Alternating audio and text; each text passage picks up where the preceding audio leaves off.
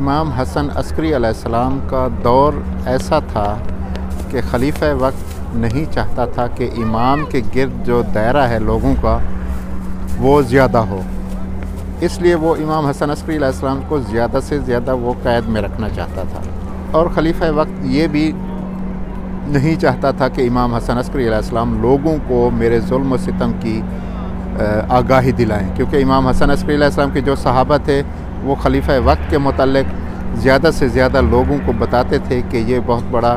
ज़ालिम है, क्योंकि वो भी जानते थे और लोग भी जानते थे और वो लोग उसके जुल्म सितम से मजबूर थे। और लोग भी जानते थे कि इमाम हसन अस्करी अलैहिस्सलाम के घर में एक इमाम की विलादत होने वाली है, वो इस खलीफा वक्त को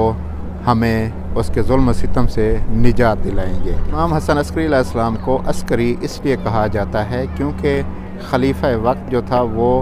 इमाम हसन अस्करी अलैहिस्सलाम को ज़्यादातर उस इलाके में या उस एरिया में कैद कर रखा था जिसका नाम अस्कर था। इसलिए इमाम हसन अस्करी अलैहिस्सलाम का मशहूर लक़ब जो उनके साथ अक्सर सुनते हैं वो अस्करी इसलिए कहा जाता है।